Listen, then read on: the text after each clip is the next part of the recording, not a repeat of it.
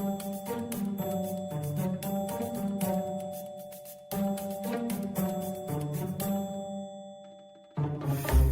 going to start chucking notes on the floor. Oh, that's dramatic. I love it. Maybe I do have the toe thing. I was going to say we're heading into a wonderful decadent state, but to be honest, I think we're pretty far gone as it is. We did all right, yeah. Yeah, I think so.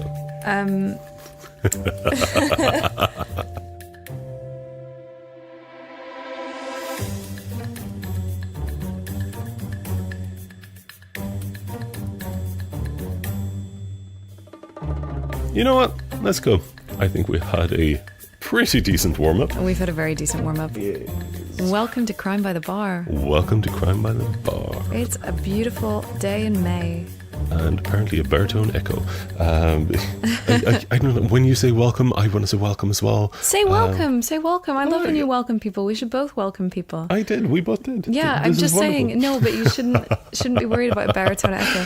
Fair enough. I'm sure people are sitting at home going, like, well, okay, I'll be nice and say I'm sure they have favorites, rather than what I'm thinking is, let's never run a poll on who the favorite is, because I'll just feel like crap. No, you know that's bullshit. Come on. Nothing beats your accent and your stories. No, nothing beats baritone. You're very soothing. Like, you shouldn't be insulted that my mum always falls asleep at your part. That I'm not. That is just hilarious. I can totally fall asleep in your parts of the podcast if I'm like listening to it at nighttime, but listening to me, it brings me out of it. It's very bizarre. But yeah, welcome one, welcome all. Yes. It was a really good weekend. It was, yeah. It's been really, sunny. I'm not the biggest fan of the warm and sunny, but just seeing how it brings everyone out and like the general mood that just blankets everything is brilliant. Yeah. And we had Liberation Day here in the Netherlands. Yep. Which I have not read up on. It is a thing that happens. I know there are festivals. Last year I got a really nice little torch sticker thing for some reason. Sticker? Yeah. Okay. I don't know anything about it. I need to read up on it as well. Yeah. But you had a birthday party. Mm-hmm. We know about that. That was super fun. There was whiskey. Oh, yes. And I was at a Cinco de Mayo party, which was very messy. Went on very, very late. I haven't heard the details yet, but yeah. Yeah, it'll come back to me, I'm sure. But that was super fun. And now it's Tuesday. Yeah, and we also got nice reviews over the weekend. Oh, indeed we did. Yeah, do you want me to read some? Oh yeah, let me know. We can have a summary if nothing else, but I do love hearing, we do love hearing from all of you. Okay, so I love hearing from all of them as well. Mm-hmm. It's very lovely. They have a tendency to say lovely things, which yeah, after being referred to as a woman host last week. So, hi listeners, this is Anna, the woman host. Don't worry, the actual host is here. It's not man host, it's just host, apparently for Jonatan. Yeah, well, it is what it is, whatever. Fine. But we got some really awesome reviews. So I'll read a couple of US ones. Permaze said, good sign of a podcast is when you learn something, and they learned something from just one episode. They said that we were charming and have great chemistry, so that made me smile. Paranormal Chick says, oh my god, their accents are amazing. Well researched and cover stories that are new to me with all the claps and all the loves. They didn't say that. I'm describing emojis. Oh, that's fine. I'm mostly still kind of giggling towards the educational aspect and like to be fair, people. And I've learned stuff after doing this. So have I. But it's so not the purpose. But we will take it. I guess I'll. Oh no. No? Oh. I've been talking too much to general expats, and also I've actually been digging into the prospects of, university education here in the Netherlands. And I almost said the whole I didn't spend all that money on my education when I studied to become a teacher for nothing. But then I remembered that, well, university is free in Sweden, and they actually pay you to go to university. So I didn't spend that much. Sweden. I know, it's amazing. That is so cool. So sorry we have mostly Americans listening. If you've had to go and rack up 6 figures worth of debt to get your education, Jonatan's sitting here with a couple of degrees and no debt from them.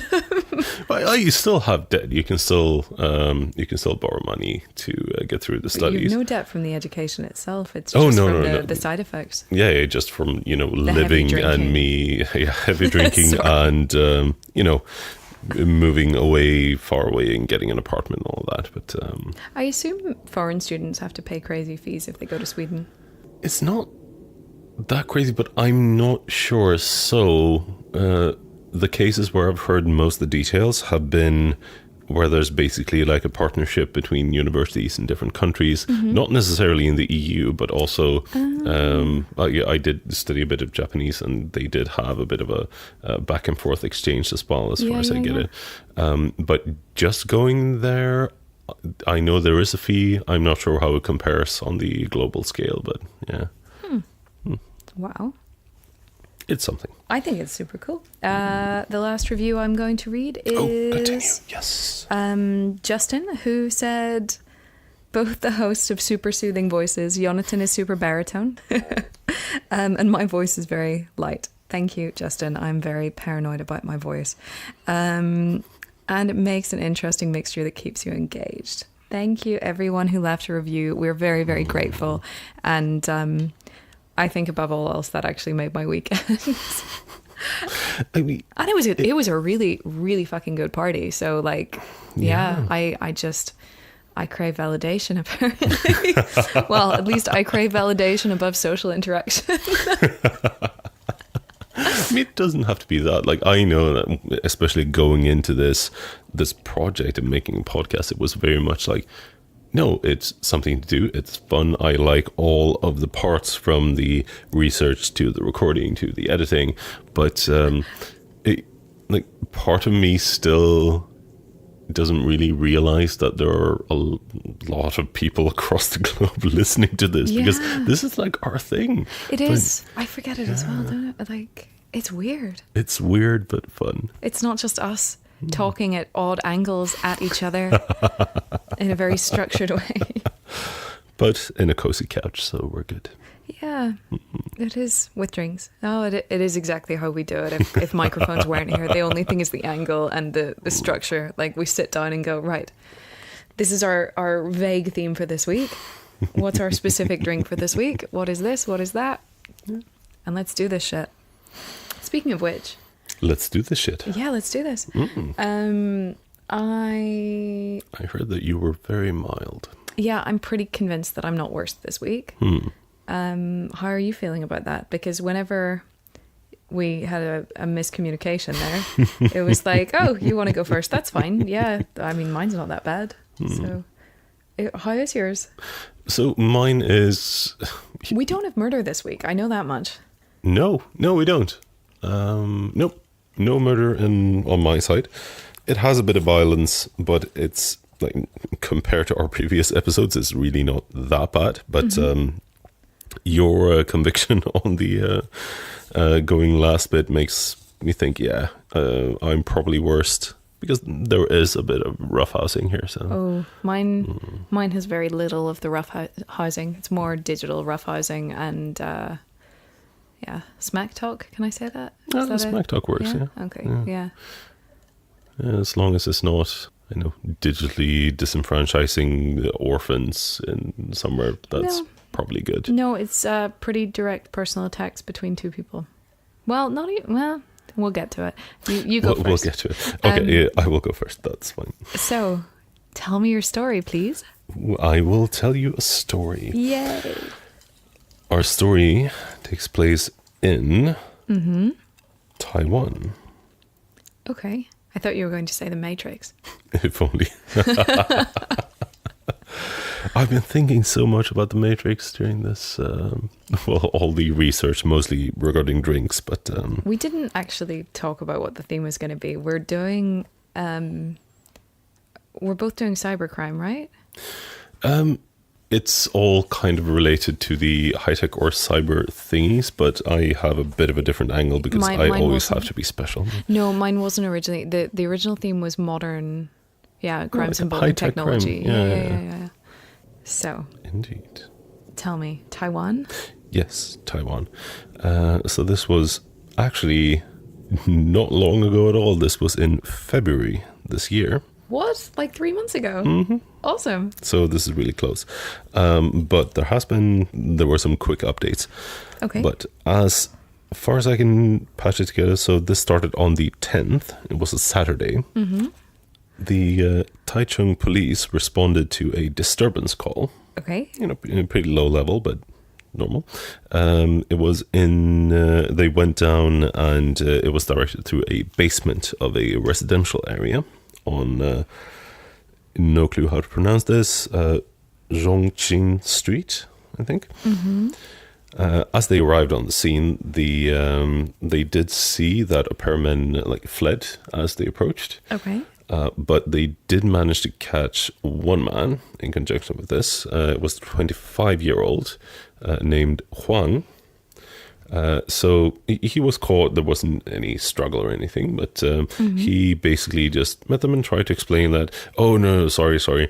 There had been a minor disagreement between and a fight after a few too many drinks, basically. So okay, bit of a drunken disagreement, but he said no, but we're all friends here and we'll resolve the problem between ourselves. Okay, is everyone present agreeing with this? Because otherwise it's always a bit dodgy. Well, some people had ran away and some people were not immediately there, but the police did notice some, rather obvious blood stains on the scene, to the point where it was not someone had been completely drained of blood, but there was more than maybe just a nosebleed or so. Okay. So they started investigating and they investigated further. They had Huang in custody and kept questioning him, but he either just flat out refused to cooperate, or whenever he spoke it was pretty clear that it was just lies. Okay. But after a couple of days of investigating, they did actually find out what happened. So there were two friends, Tai and Hu, who had gone to that neighborhood hoping to do some business. Okay. Because they had been contacted online by someone who wanted to buy some bitcoins from Tai. Oh, I like where this is going. Okay. So did I. So they met up. So it was mainly Tai that was doing the transaction, but he brought his friend along because, hey, that's safe and good. Yeah. And there have been a lot of scams and stuff like that when it comes to bitcoins and trading and all that. Mm-hmm. So in general with cryptocurrencies, it's not uncommon. So Tai was asked to provide some proof of the bitcoins that were going to be transferred. Okay. Which he did. He showed on his phone. And after showing this, 4 men jumped both of them. Oh, shit. They violently assaulted them and forced them. Well, I think they basically managed to snatch the phone while unlocked, etc. And they, with the coercion, they transferred 18 bitcoins to their account via Tai's phone. This year? Yes. That's a lot of money. It is a pretty decent amount of money. So in Taiwanese dollars, it's 5 million. But it's what, 15 grand or something? No, it is more. It's just 5 million sounded more impressive. Yeah, it does. But no, so it's $170,000 or 142,000 euros. Okay, that is more than I realized. And it is a lot. Yeah, it is a lot. So once the transfer was complete, the 4 men basically started, okay, we're going to cover this up. Mm-hmm. So they all drank and they forced Tai and Fu to drink of a strong liquor called Kaoliang, I think. I'm picturing something like Everclear in the US or absinthe here. Yeah, something very high alcohol level. Not high. Alcohol I really content? don't. Content, thank you. I really don't want to say proof, but I didn't remember the thing. Yeah. Proof is weird to me. It's proof always the confusing. double. Yeah, exactly. Yeah. So if something's 80% proof, it's actually only 40%. Yeah. that's strange. Percent makes more sense, but this was very alcoholic. Let's say that. Nice. So this was all to make this entire thing to look like no, they're just drunks and they had a bit of a fight, but it'll probably be fine. Fair enough. Interesting strategy. I kind of admire the commitment though. So the guy they caught like right off the bat, one, he drank a lot of this. He also took some sleeping pills to get a bit drowsy, and he apparently hit himself over the head with a wine bottle as well. Whoa. All in service of the illusion. So I mean, that's commitment to the bit. Commitment, yeah. It's making me very uncomfortable though. It is creepy, but I know, seeing the reports, it's also just weird. But yeah, so they did manage to like clear this out, and over the next couple of weeks, they managed to actually arrest all 4 of the men who assaulted them. Okay. So they were all in between like 20 and 25 years old. They had a ringleader who was known as Shi. He was caught on a high-speed train going south, and he's currently held on bail, but they've all been arrested and charged, basically. Okay. And like, this was just a short thing, but I saw this and thought it was interesting and dug around more, because like when it comes to like bitcoins or cryptocurrencies in general, like there has been, ever since it started blowing up, like a lot of like hacking or scams in particular have been very big. Yeah. But it looks like, especially the start of this year, it looks like there's been a big spike in, let's say, the like old-fashioned approach to crimes when it comes to cryptocurrencies. Yeah.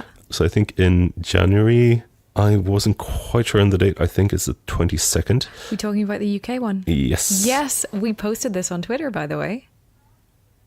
We posted this on Twitter at the time. My bad, because I missed that. Well, we did it together.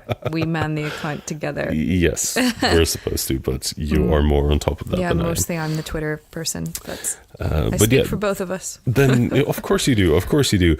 Anyway, share the story. It's been, I haven't read about it since January. It's the guy in his home in Berkshire or something like that. So yeah, it was Molesford. Whatever. In South Oxfordshire. There we go. There's the Shire. Well, yes. Anything with the Shire.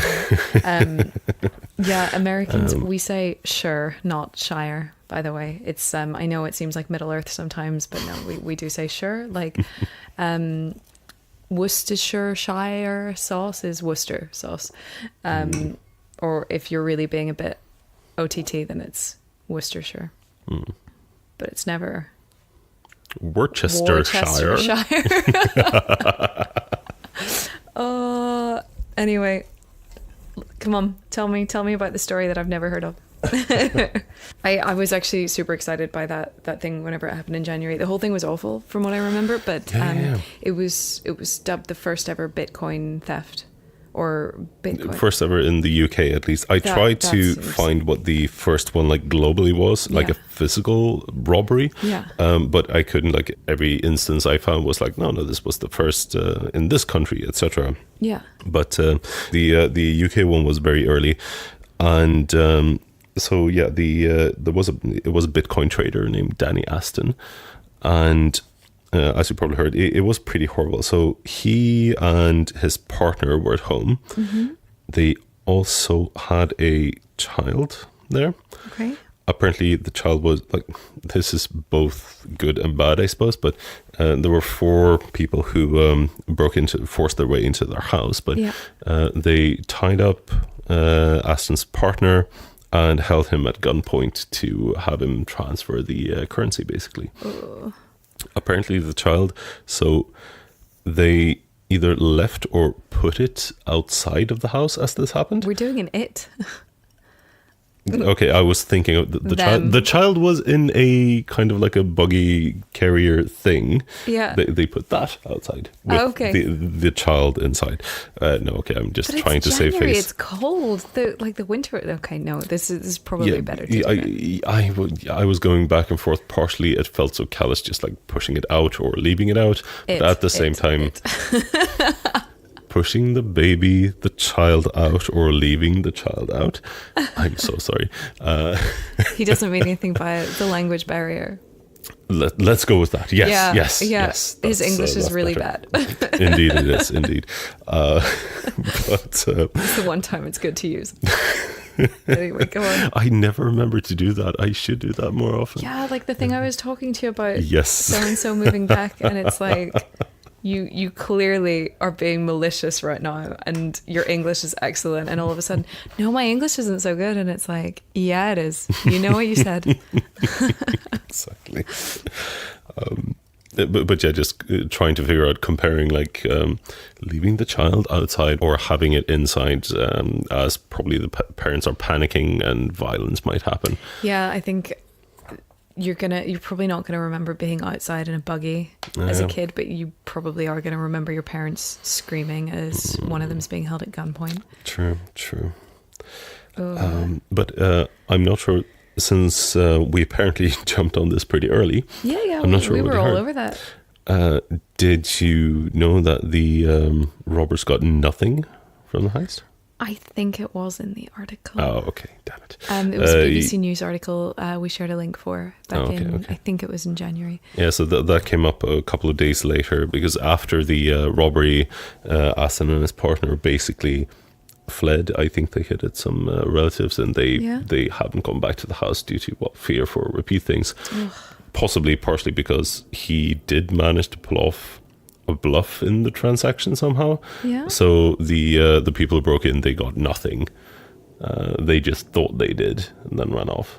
But still, they're at large. No arrests have been made or anything. They have some sketches out, but not much more. So they still haven't found them? No. This is not really as far as I cool. could find any mention of it, at least. You're doing a verbal update in a Twitter story. Hey, How that's cool is way that? better phrasing than me unintentionally repeating something that I should have known we said. Hey, I tweet a lot of crap. It's fine. I don't tweet crap. Follow us on Twitter. We're awesome at Crime by the Bar. Indeed. I do have other examples as well, though. So please. It was also in January, a bit earlier, I think. There was a Russian man who was staying at a beach resort in Thailand. He was assaulted and basically held captive in his own apartment so he was blindfolded and tied up and basically coerced until he logged in on his computer and transferred all his bitcoins to a wallet by them.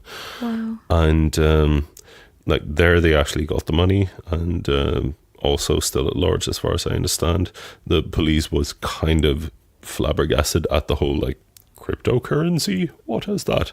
Yeah. And there was even a quote basically where the police said yeah, we don't understand this, so we asked the guy who was robbed, and he said that it's pretty much impossible to trace, so I guess we can't do anything.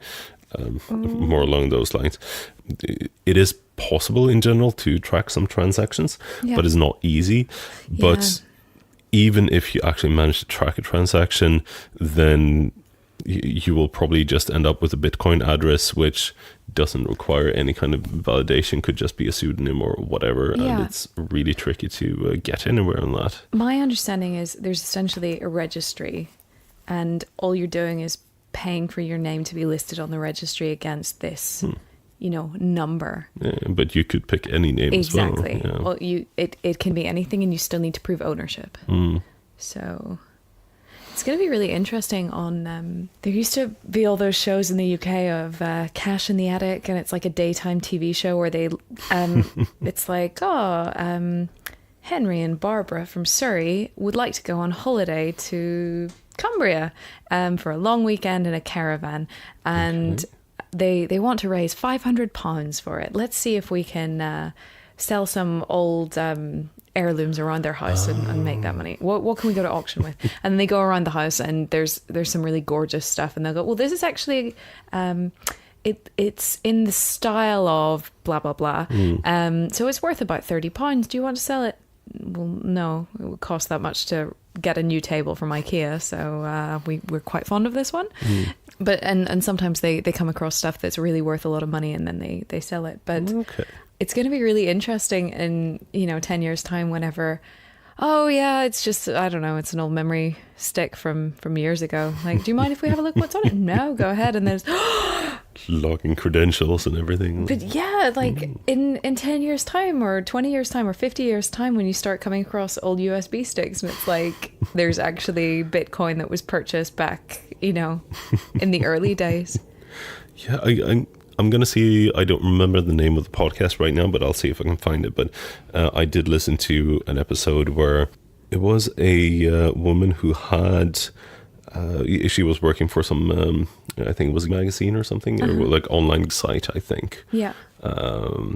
And she had, like, when Bitcoin started, Yeah. like, oh, let's investigate this, bought a couple. Oh, that's so cool. And then, like, checking transactions, and probably she did use some of them because that was more of a thing as well. Yeah. And probably wasted a lot of money by buying something trivial with that. Wait, is this the one where she bought like takeaway food or something to see if it would work? It was Something something like really that. weird. Yeah. I did read that. Maybe you told me about it. Yeah. It might have been that. And then during this episode, which was from last Do you know what year. podcast this was? Was it Reply All? Could it have been Reply All? Yes, could have been Reply All. That was actually really good, and she wanted to see where the lost bitcoins Yeah, they were basically now. traced it and tried to see if they could find them back for her, because she still had bitcoins in her, in her wallet. She just Yeah. hadn't touched them for years. So. That was a really good episode. Yeah. Oh, we listened to the same one without realizing. Yeah. Ah. We'll put up a link because it is interesting, and just Yeah. hearing that journey as well when they go through it. Yeah, for sure. They also they really talk you through bitcoins and cryptocurrencies without being condescending. I think they did a really nice job on that. Yeah. I have a friend who has at least one Bitcoin that he bought back in the day. Really? Yeah, I'll tell you off air who it is, but it's super cool. And he started buying more recently and also investing in other cryptocurrencies.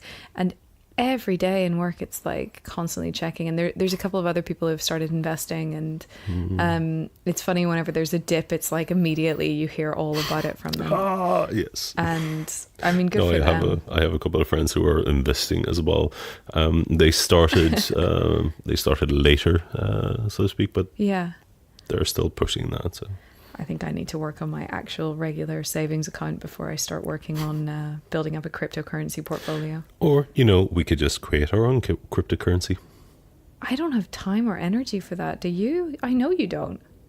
Well, probably not. That's a fair point. But it shouldn't be that hard, surely. I mean, it's all open source. We can just push through all that, right? Oh, yeah, indeed. Super easy. I don't know why people are making such a fuss about it. Yeah, but to be honest, do you know how many cryptocurrencies there are now? A shitload, and no one cares anymore. Fuck There's ton. But people still try to make people care. And I'm pretty sure, I want to say Atari, I'm not sure. Really? There was some of the like old, basically not even games companies anymore, but just like the game brands or something. Yeah. And they put out not even one but two different cryptocurrencies. And yeah, I'll have to have a look at that. Yeah, you need to. That just sounded weird, but there are a lot of them. I think the whole thing is super cool, and it's not that I don't think it's a good idea investing in it necessarily, but I think the moment to invest is kind of past for right now. I think the whole market seems to be stabilizing, and it's not Really? like, well, I mean, To be fair, I haven't looked at the graphs in a couple of months, but then it was very much up and down per minute. well, so. I don't put it this way. I wouldn't buy at this price, assuming I'm going to make a lot of money on it. So, yeah, for now, I'm going to be old-fashioned and say, if I have any kind of money to spend or save, then I still have room in my mattress. yeah, why not? I love those stories. We should do an episode on those stories. Oh, just like the home savings, stashing money around the house. Yeah, my I had an ex-boyfriend who his dad had a really weird one where he was going into someone's house to repair something, and like the house was basically a bed set. There wasn't very much in there, and the mattress, the guy had took a lot of the wadding out of it to keep putting money in it. Like, it was that bad, and he paid my boyfriend's dad with cash from the mattress, not from his wallet. So it's not even like he was being subtle about it. Like the whole thing just seemed a little bit like, ooh. Yeah. And there was also a story I read at school, which was probably fiction, but it stuck with me, about someone buying a coat in a charity shop, and there was a seam that needed repaired, and they ended up opening it up, and there was like thousands of pounds in it. Really? Yeah. That's but amazing. I'm sure there are stories like that where people have just like put money into the lining of their winter coats or whatever, and then, you know, if they die, I mean, I don't want so-and-so's old manky mothball smelling whatever, so chuck it into a charity shop. After hearing this, if I ever like inherit any kind of clothing, I'm going to need to cut it all open. Cut it all open. Well, at least before I get rid of it or pass it on, let's say. I'm thinking of someone's very wonderful hat collection right now, and thinking of, you know, if I ever had the opportunity even to wear any of those hats, I would have such a blast. But it's also, when am I ever going to wear a hat like that? When am I ever going to wear 20 different hats like that? But she has so many hat boxes, and the idea of anyone just chucking them into a charity shop or into a skip, it's just like, or cutting them up is so painful. But yeah. Okay, I was a bit heartless. Sorry about that. Yeah, shredding up so-and-so's clothes because maybe they've stuck some krona in it. I didn't mean just like dig in and try to find the money. I just meant like before I send all of that off to a charity or so, I should, you know, at least, you know, squeeze it a bit and see see if it's crunchy. Yeah. Do something. At least, I don't know. Nice. But yeah, that was my crime. I had some side notes. Like I really got stuck. I always like is juxtaposition a good word, or is dichotomy is a bit too cohesive, I suppose. Juxtaposition of really old school mugging in an alley type thing for like bitcoins and cryptocurrency. It's really cool. I thought that was interesting. But I like the guy who refers to a child as it debates whether or not to use juxtaposition or dichotomy. Are you shushing children now?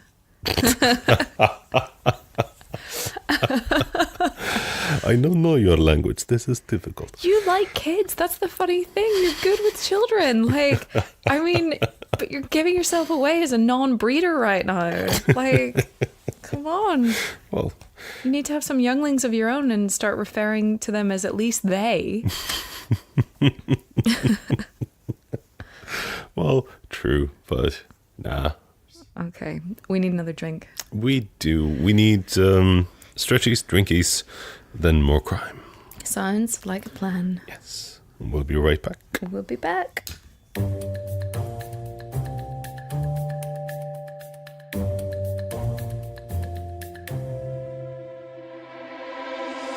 Yeah. Sorry, go back to your words, please. Oh, yes, the words. So, as I was looking for like high-tech ways of committing crime, I did show you the wonderful, ominous Roomba photo from one article. I love that. That was amazing. Was hilarious. But one thing I actually found with actual real-life connections that actually used for crime are, of course, you know, all the mini buzzy drones. Okay. That everyone has nowadays. Well, okay, everyone doesn't have them. But a lot of people have them. And it makes perfect sense. There wasn't enough meat for actually having a particular crime on it, but like a lot of it makes sense. Like apparently there's a lot of like smuggling drugs across borders with drones.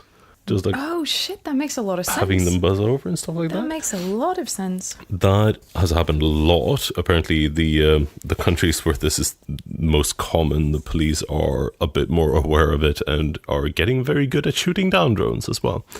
But it is like more accurate and smoother than, for instance, like catapults was mentioned in comparison. And I have never seen a drug catapult, but I kind of like the idea. They do it with t-shirt guns. Oh, yeah. Aye, that makes sense. Uh-huh. Ah, clever. that works as high tech as well. But yeah, so like smuggling drugs, but also dropping things like drugs, cell phones, sometimes weapons, or just stuff into prisons. Yeah. So like flying drones in and That dropping makes a stuff lot of like sense. that. I have heard about Does shit like make that, sense. actually. And the most like direct story I found when it comes to not drug or prison related was basically just like drones with a camera parking at a discrete distance but with a good zoom and basically scoping out ATMs and taking codes shit. and shit. Yeah, but I always cover my PIN code whenever I'm typing it in an ATM, and it's always a little bit awkward when you're standing next to someone. And like, if I'm friends with someone, I'm standing next to them and I'm covering my PIN, and it's like, I don't think you're going to rob me, but I'm just. I mean, they've been sticking cameras on ATMs for years and things like that, and yeah, I'd rather cover my PIN and feel a little bit more comfortable. Oh, of course. I actually was originally going to do a crime to do with credit card theft. Okay. But yeah, I ended up actually going for something, I guess, lighter, very far more light. You were very confident on the light and fluffy nature of your crime. Yeah, so shall I launch into it?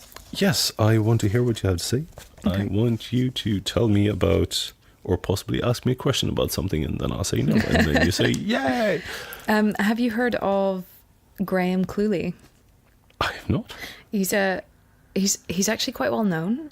He's a British security blogger and antivirus expert.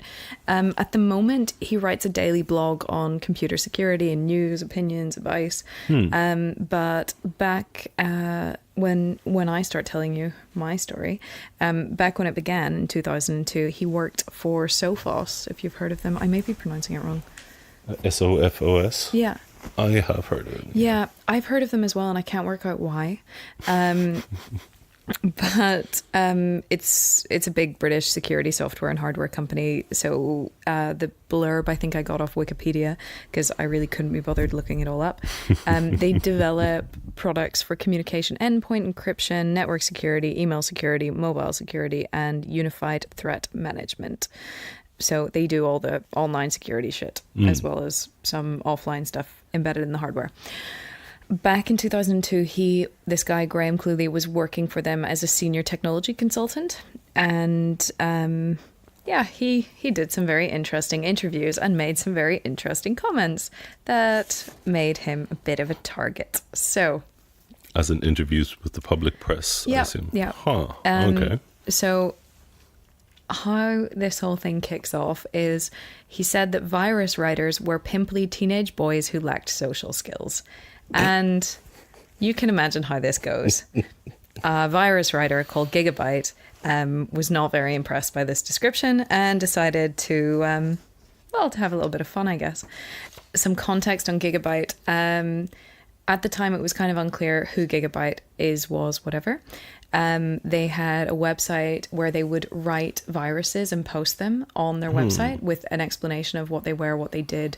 And Gigabyte was super transparent about the whole thing. Things start getting interesting when Gigabyte did an interview also in 2002 with an online magazine called Tech Live. And, I'll give you a quote.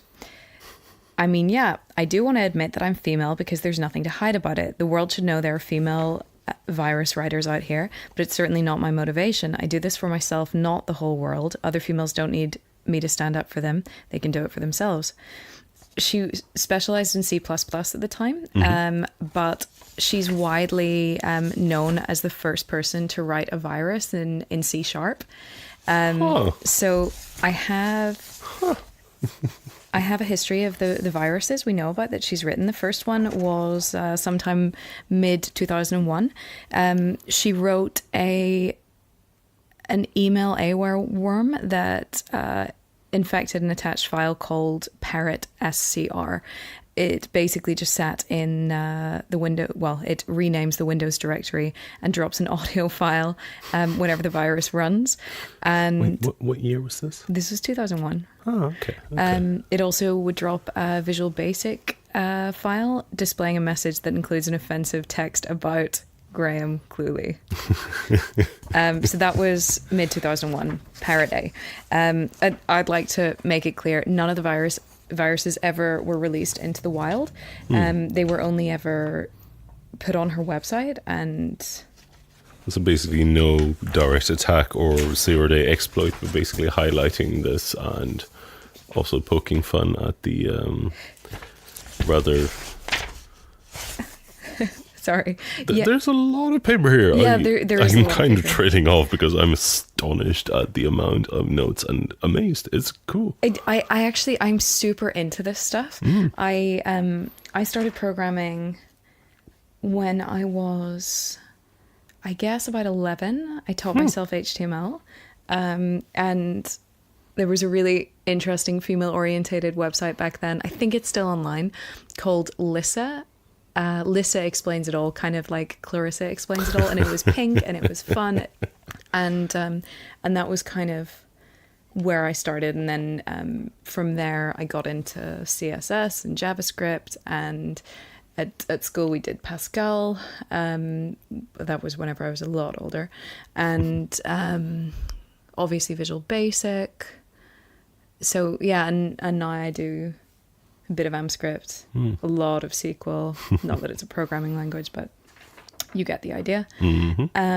But yeah, I love this. I think probably Hackers, the movie with Angelina Jolie and the guy Sherlock from Elementary. Yes. I think that got me into it, and it's like, oh, this is so cool. It's not cool, kids. It is not cool at all. I actually rewatched it a couple of months ago. Their hair, their outfits. Oh. They're hacking. Yeah, all we do is plug it into a public phone line, and there's all of the internet here in our computers, and we can do anything like open doors. The villain with the like big console of doom and shit is just horrible. I mean, it is hilarious to watch. It's not horrible. It's the perfect 90s movie. Well, yes, it is. Perfect aspirational 90s movie. Wonderful, but it is horrible. Stop it. I love it, but it is horrible. Yeah. I'm going to have many glasses of wine later and rewatch it and relive my childhood dreams. But if you actually do, yeah, please ping me and I'll send you selfies. Well, I'll do a parallel wash and we can exchange reactions and whatnot. I love that. That's so 90s. I'll IM you as we're watching the same movie in different parts of the city, because we're not allowed out after dark because our parents don't want us to. Well, whatever. It's okay. I'm not sure where I was. I would like to clarify. Hackers are very different from programmers, or in this case, virus writers. So there's typically a similar rivalry between virus writers and hackers as there is between people who listen to punk and people who listen to metal. So you're more or less cut from the same cloth, but there's a massive difference in, well, I guess, opinion as well as interest. Yeah, but then there are all the different hats on each camp as well, basically. Yeah, the black, white, grey hats and stuff. But no, we're not even getting into that. We're just getting into, at its core, hackers and virus writers are entirely different. And a lot of, whenever I was doing research on this, a lot of sources refers to Gigabyte as a hacker, and it's just like, that's fundamentally wrong. Like, she didn't hack anything, nor did she want to, nor is that her thing. It's just like, no. But I mean, wasn't it very much, I almost said back in the day, but I shouldn't because I'm old enough as it is, but way back, like, when like hackers started becoming a term, it was very much not hackers as we call them now. Yeah, it's crackers. It was well, not even before, like hacker, cracker, and all that split. Yeah.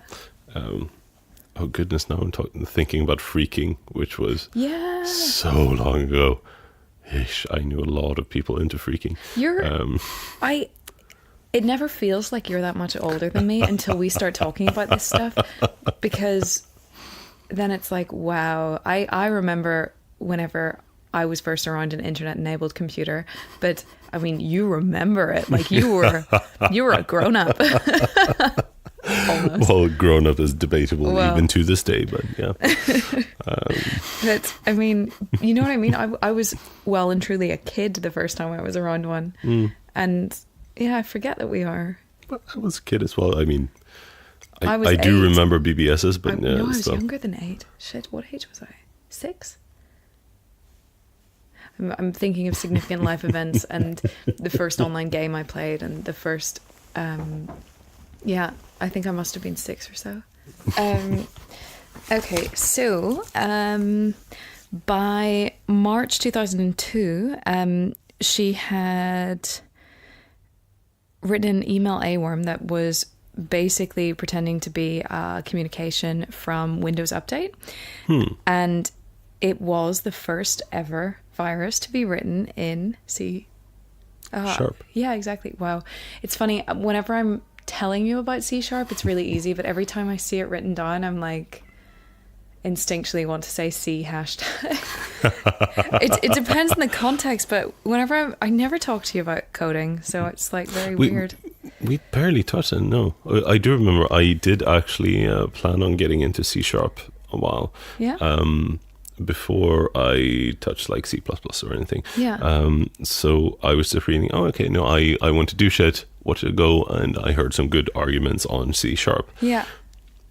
But I was still living in Sweden here, and I had never heard this pronounced.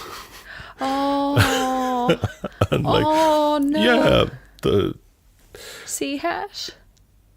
that's the thing. And since my upbringing, especially when we're talking like English, has been such a mishmash from everywhere. We're talking British, we're talking every English speaking country basically. Yeah. And I do remember, that was one of the first memories regarding the specific, hashtag sign. Yeah. There was a very British person on one of my early jobs, and I was going to say something, how you were writing something, and I was going to include this sign, and I had watched a few too many American movies, and I called it the pound sign. Oh no, that's and even he worse. fucking lost his shit. That's the thing. Like, I remember the first time I heard a number sign, I guess, or a hash referred to as a pound sign, and I'm like, there's no sign for sterling on a phone. What are you talking about? I get that. Like in Swedish, it's always either in text it's basically number. Yeah. Or on a phone, you basically say square, which is not too helpful, but it's something. Yeah, at least it's something. Yeah, it's for me. It's first time hearing say then press pound, and I'm like, I don't know how. It's always hash. I only have euros on my phone. Well, no, we had pounds, but like I'm talking before. Yeah. Anyway, I'm going back to this and doing a very quick summary because sorry. No, it's cool. So March 2002, she writes Sharp A, or Sharp A, depending. There are a couple of variations in the spelling. Some are Sharp -A, some are Sharp A, like EI at the end, or some just refer to it as Sharp because it was the first. It's the first virus that was written in C Sharp. She described it as a proof of concept and, of course, posted on her website with an explanation. And yeah, it was just a worm pretending to be from Microsoft Update. I have a little bit more detail on it later. Yeah. Then you have Shay A, which was January 2003, which it spreads via screensaver, and again, it's just the idea is you attach it to an email, normal attachment, click open it, and it forwards the virus onto everyone in your address book, but it also takes off any record of you having sent it to them and disinfects any infections of a virus known as YAHA-K. The interesting thing about all of Gigabyte's viruses are she has really detailed explanations of what they are on her website, but she also has I think for every single one designed an antivirus to disinfect your computer from the same virus. So if you are a victim of it, none of them ever got into the wild, but some of them were shared with people, of course, and did end up on computers, but the idea is there's no reports of that happening unintentionally. There's disinfection software on her website as well, to get rid of it, which is super cool. One of the big things about her is she was described as being ethical and transparent with everything that she was doing. The next one is Coconut.exe. That was July 2003. And we're back to Graham Cluley again. Cluley. It's I actually really love this one. It's a graphical game, and if your computer's infected, you have to throw coconuts in a coconut shy at the head of a Belgian hacker called Frans de Venair, and Sophos is Graham Cluley. And every time you hit one of them, it means one less file is infected on your computer. Huh. I think that's super cool. The final one, because something bad then happens, is Quiz A, and that was in December 2003. It just looks like a Christmas screensaver. It's actually a worm that infects users and forces them to take part in a quiz. Including questions that are pretty rude about Graham Cluley, and essentially the more disparaging your answer. So, like, one of them is, "What does he keep between his toes?"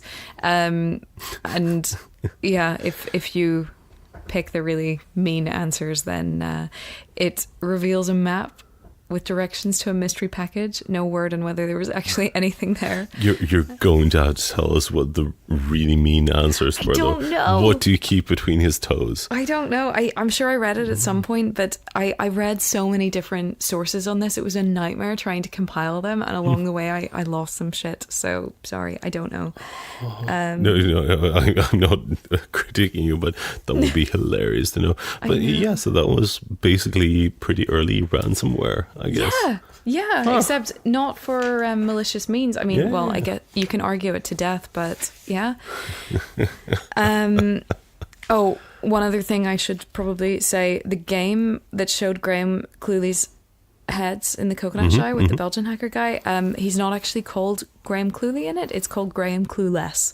Of course. And I was kind of expecting that to come at some point. He's referred to as Graham Clueless everywhere that Gigabyte has anything to do with it. But yeah, Graham Cluley didn't really make matters any better. He essentially suggested Gigabyte had a thing for him, and seriously? Yeah, he was quoted as saying, "She's fascinated in me for one reason or another. I'm in a position of authority, so maybe she looks up to me. I'd like to think she's taken with the cut of my jib." Whatever. So that was you also... You don't own a boat, you shouldn't be using that. Sure. that was also late 2002, so she, kept at it. Let me see. No, I don't have the answer to the toe thing. No, I don't. So at the time all of this stuff started kicking off, she was 17, so she was pretty young. Yes, that's impressive. Yeah, so by 2004 she's 19. But so just some of the stuff is a bit immature, but I'm forgiving her for it. I think it's also very entertaining, and at the end of the day she didn't cause any damage monetarily. And posting the cleaners and the antis, that's brilliant. I'm 100% on the impressed spectrum of this. Yeah. Back in 2002, in that interview we were talking about earlier with Tech Live, they asked some pretty hard-hitting questions about, how does she feel about publishing the viruses on her website and them potentially being used for harm. And the conclusion was her saying it's not her problem that, when people make guns, it's not the gun manufacturers you blame, it's the people who go out and use them badly. So I think it's a pretty strong argument, especially considering she was the first one to do it in C#. She was also quite disparaging about people who would open attachments without any understanding of what they were and how to do them, and she's always been kind of outspoken about this. The worm, the Sharpay worm that forwards the attachment to everyone in your mail list is just super generic, and it says, "Hey, at work we're applying this update because it makes Windows over 50% faster and more secure. I thought I should forward it to you because you might like it." And the subject line is important Windows update. So, okay, I get that it's early 2000s, but I mean, all in all, you'd rather be infected by something like this and then educated than be infected by something actually dodgy. Yeah. But she was very critical of people who would take advantage of terror or political situations. So she was really outspoken about people who would put in subject lines relating to 9/11 and things like that. But otherwise, she essentially said it's free game, even though she never released any of her own viruses. So the thing is, I mean, this is as basically as white hat as it gets without actually being employed by a company that she discovers exploits for. Like, if she's investigating this, creating these things, posting them, not using them first, like, fine, someone might get them, but this is how, if people don't have enough competent stuff to actually look up and discover these things by themselves, either before or after releases, then she is 100% doing a service. Yeah, completely. Well, I mean, Graham Cluley's, who was it? He's not agreeing. There was a spokesperson for him that said something like, here we go. Gigabyte has presented herself almost as a Lara Croft-style figure in the male-dominated virus-writing arena, and it's made her a favourite for the media. I don't think that's even true, because I find it really difficult to find stuff on her. And the spokesperson continues on to say, unfortunately for her, her hunger for attention may also be her undoing. One wonders why an obviously computer literate girl would squander her skills on criminal activity, and goes on to liken her to basically any common criminal. It seems like Sophos or Graham Cluley may have been putting pressure on authorities to take action against her, because there are a couple of different variations in this. A lot of sources are saying 9th, and I found a couple that said 14th. But anyway, February 2004, she was arrested on 11 counts of computer data sabotage under a Belgian law that came into play in 2000. We then start to hear a bit more about her. Her name wasn't widely shared in the press, but it is out there, and I think it's also on Wikipedia. Like, I think her real name is also on there, but her name is. So she was Belgian. Yes, turns out she was Belgian. That might have been mentioned way back. We've had a few tangents. I don't think I did mention it. So, her name was Kim Van Veck. Whenever she did the interviews with the Tech Live magazine thing, she did it kind of anonymously. Like, she didn't give her real name. She did say she was a female in Belgium, and she did say that she was 17, but it was all described as self-identifies as being a female in Belgium, a 17-year-old female in Belgium. So she was charged. She was arrested and charged with 11 counts of computer data sabotage. This is in Mechelen in Belgium. 5 of her computers were confiscated. Her website was shut down, and she faced a prison sentence of up to 3 years and a fine of up to 100,000 euros. The Belgian authorities said they had information leading them to believe she was about to release more virus codes on her website. Essentially release more virus codes into the public domain. So they were not very happy. Yeah. Fortunately, it means we know a lot more about her, including how she began programming. Apparently, she started out on her uncle's Commodore 64 when she was just 6 years old. And by 14, she was writing viruses as a member of Metaphase 15. And her first virus reportedly took over the shutdown screens of infected users. But we don't have a clear record on that. It's not in the ones I listed earlier. It's supposed to be another one. So Gigabyte being a member of Metaphase 15 was actually quite interesting, and they felt very strongly that she was only arrested because the Belgian police wanted to be seen to be doing something, especially in an era where cybercrime was growing. A lot of people were getting scared, and they couldn't globally, they couldn't nail down any big hackers or any big virus writers. So they decided to essentially go for an easy target of someone who was totally transparent about what they were doing. Yeah. In response, Metaphase 15 started writing messages into their worms about Gigabyte. So they're all in Spanish, but the translated versions are things like, to Gigabyte, cheers pal, keep up the good work. There was another one that was made in admiration of Gigabyte, but there seems to be 3 or 4 like this. The other good news is less than 24 hours after her arrest, she was released. That's good, though. Yeah, nothing ever happened. She was basically given a slap on the wrists. Oh, I was expecting something so much worse. This is good news. I don't think she ever got her computers back. Her website seemed to have been, I think, shut down as of that moment. And it was never started up again, although she did do interviews and other bits and pieces afterwards. Apparently, she didn't code any new viruses or worms after being arrested, which was one of the conditions that was kind of discussed, that she shouldn't be doing that kind of thing. She ended up going for a degree in computer sciences after that, and ended up deciding to go and put more of a focus on networking and security rather than programming. She graduated with a bachelor's in 2006, and then in 2008 she got a master's in industrial sciences. And the latest information I could find is that she works at a high school in Brussels as a networking advisor. Some other kind of interesting things where not long after her arrest, she actually started dating a hacker, also Belgian, guy called... Well, his handle is Nostalgic with a 1 instead of an I.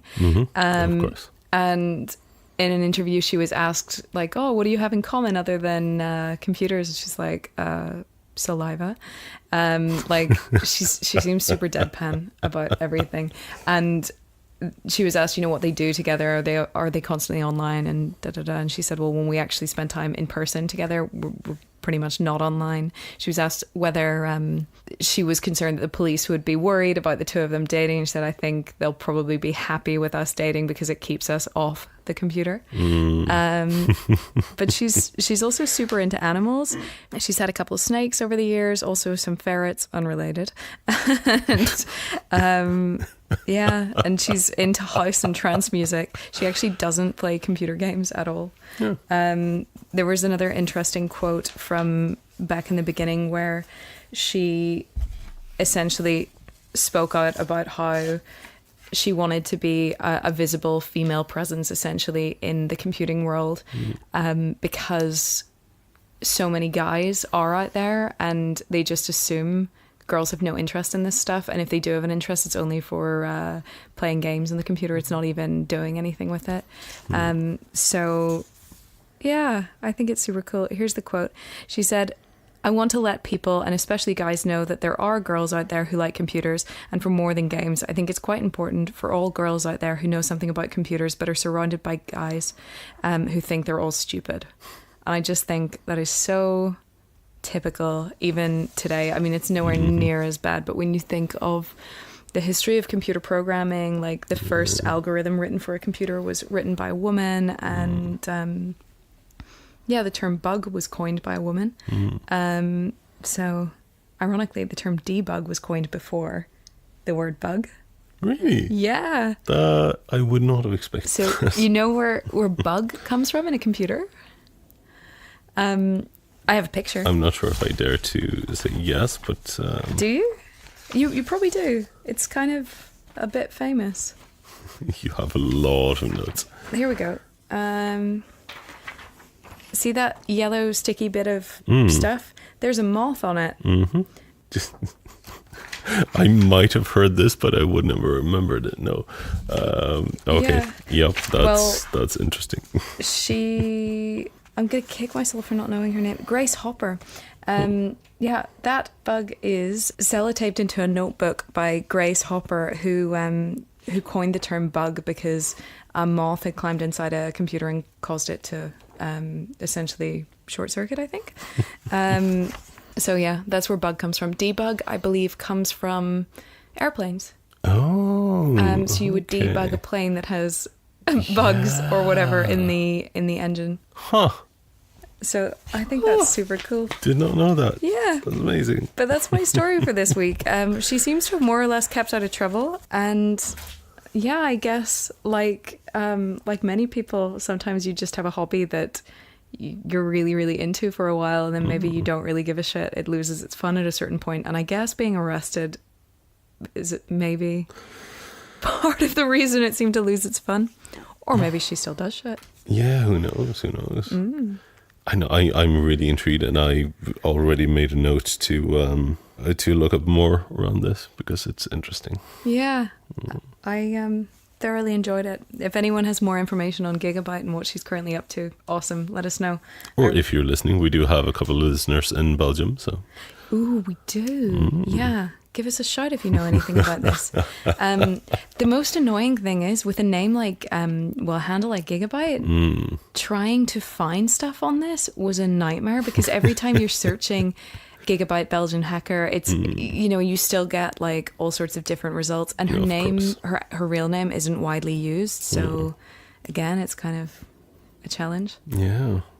But Graham Cluley still has his blog. He doesn't work for Sophos anymore, but he still has his blog. Is he still slightly bitter, or? I don't know actually, and I refuse to go onto his blog and be part of the traffic. Fair enough.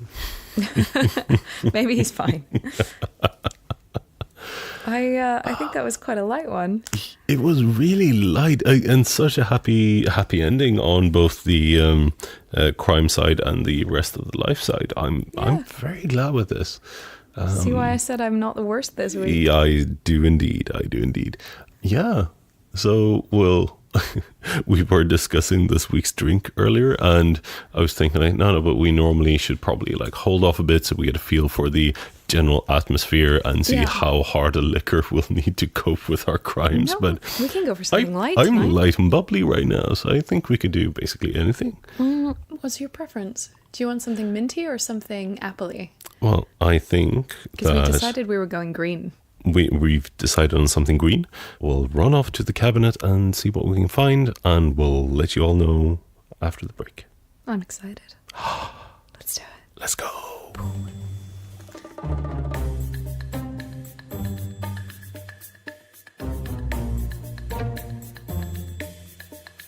And we're back. We're back. Yes, with a lovely, almost toxically cyber-ish drink here. This is a perfect drink for like 90s hacker people. And I want you to say the name. It's Vodka.exe. Perfect. It's a drink with byte.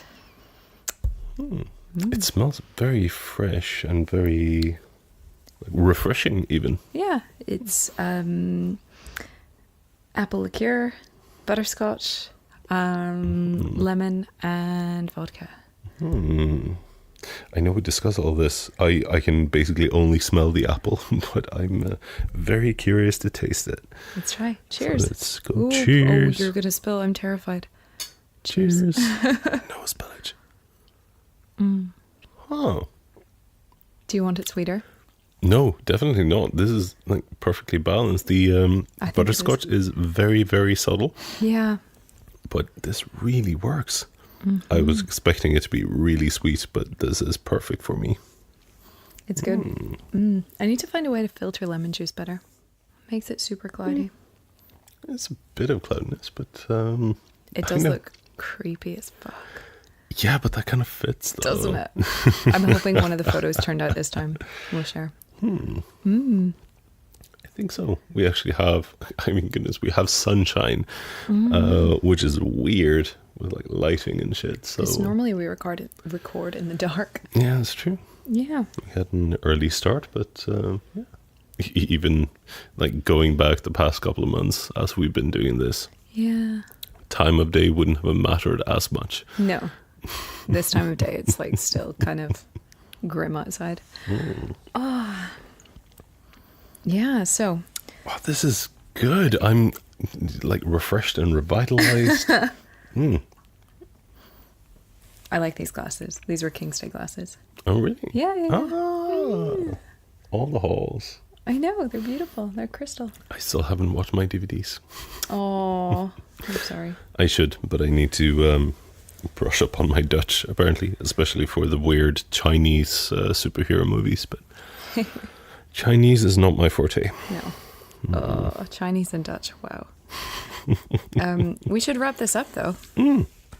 Definitely. This was a brilliant drink. I hope you'll see the recipe on the site. Yes, I need to get the site updated. Once it is updated, you will find it at crimebythebar.com. Yeah. And it's easy and straightforward. Thank you all for your wonderful reviews this week. If you haven't reviewed us yet and you are enjoying listening to our faces talking at you, then please leave a review. It's really, really great for us. Guys, thank you so much to all of you who have already done it. It's such a... I mean, it's also super cool for us. Like, we're really psyched. I mean, I suck at taking compliments. That's why I kind of twinge when I hear these, but we do really appreciate them. And above all, it helps other people to get to enjoy us, I suppose. So if you know someone who might enjoy the podcast, please do share. And as usual, you can give us a shout on Twitter at crimebythebar. Or you can send an email to crimebythebar@gmail.com. Just if you want to chime in, say hi, or, add theories or facts that we might have missed. Yeah. Or tell us what we should be drinking next week. Oh, that too. Either drinks or crimes. Yeah. We're very open for suggestions. Yeah. It's all good. I think we're going to say farewell for now. We hope you have an awesome week. Yes. Have an awesome week, and we'll talk to you again on Friday. Talk to you on Friday. Bye. Bye.